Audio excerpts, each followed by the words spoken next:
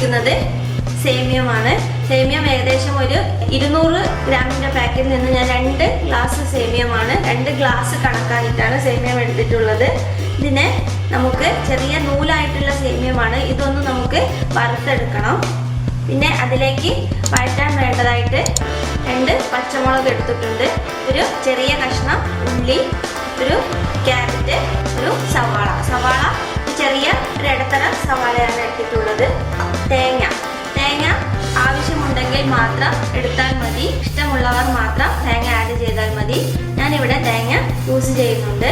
പിന്നെ ആവശ്യമായിട്ടുള്ള ഉപ്പ്, പിന്നെ ഇതിനെ വറവിടാൻ ആവശ്യമായിട്ട് കടുക്, അതേമാതിരി വറ്റൽമുളക്. പിന്നെ ഇതിലേക്ക് 2 ഗ്ലാസ് സേമിയത്തിന് ഏകദേശം നമുക്ക് 2.25 മുതൽ 2.5 ഗ്ലാസ് വരെ വെള്ളം മതിയാവും. സേമിയത്തിന്റെ നൂലിന്റെ വണ്ണം അനുസരിച്ച് നമുക്ക് വെള്ളത്തിന്റെ അളവ് കൂട്ടാം. അപ്പോൾ നമുക്ക് ഇത് എങ്ങനെയാണ് തയ്യാറാക്കുന്നത് എന്ന് നോക്കാം.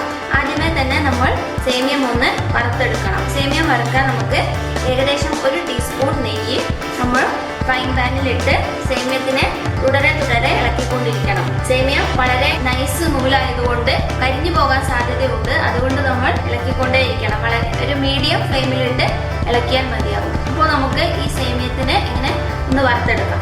ഞാനൊരു ഫ്രൈങ് പാൻ അടുപ്പിൽ വെച്ചിട്ടുണ്ട്. അത് ചൂടായി കഴിഞ്ഞാൽ നമുക്ക് ഏകദേശം ഒരു 1/2 ടീസ്പൂൺ നെയ്യ് മതിയാവും. ഒരു 1/2 ടീസ്പൂൺ നെയ്യ് ഇതിലേക്ക് ഇട്ട് കൊടുക്കാം. ഇതൊന്ന് ഉരുകി വന്നു കഴിഞ്ഞാൽ നമുക്ക് ഇതിലേക്ക് സേമിയ ആഡ് ചെയ്യാം.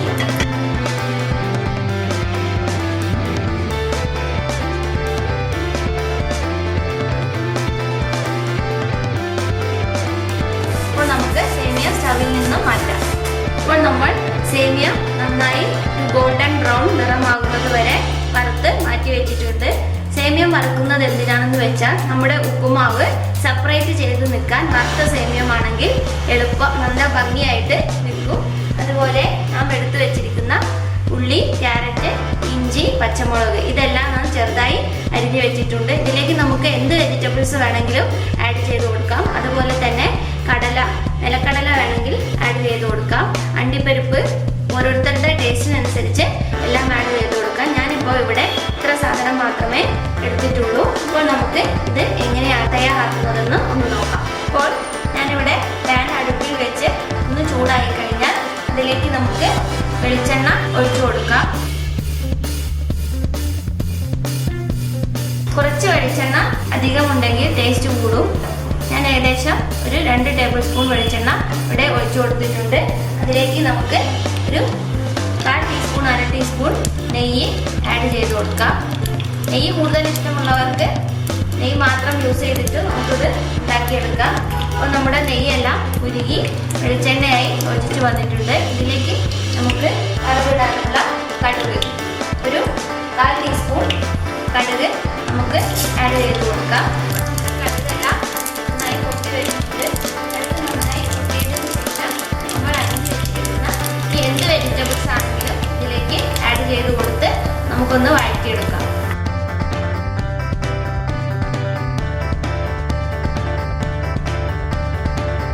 നമുക്കിതിലേക്ക് ആവശ്യത്തിനുള്ള ഉപ്പ് ആഡ് ചെയ്ത് കൊടുക്കാം.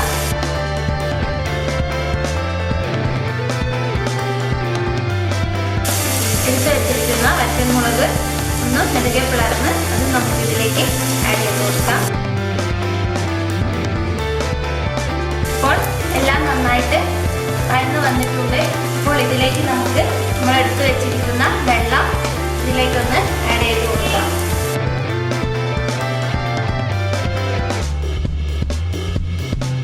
വെള്ളം ഒഴിച്ചതിന് ശേഷം നമുക്കൊന്ന് ഉപ്പിൻ്റെ അളവൊന്ന് നമുക്ക് നോക്കാം. അപ്പോൾ നമ്മൾ ഇതിലിട്ടിരിക്കുന്ന ഉപ്പിൻ്റെ അളവ് പാകമാണ്. ടേസ്റ്റ് ചെയ്ത് നോക്കുമ്പോൾ ഉപ്പ് കുറച്ച് മുന്നിലേക്ക് നിൽക്കണം. കാരണം ഈ ഉപ്പ് നമുക്ക് സേമിയത്തിലും ഒക്കെ പിടിച്ച് വരുമ്പോൾ നമ്മുടെ ഉപ്പ് പാകമായി കിട്ടും. വെള്ളം ഒന്ന് തിളയ്ക്കുന്നത് വരെ നമുക്കൊന്ന് വെയിറ്റ് ചെയ്യാം.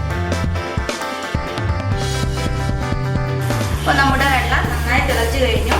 ഞാനിവിടെ കുറച്ച് തേങ്ങ ആഡ് ചെയ്ത് കൊടുക്കുന്നുണ്ട്.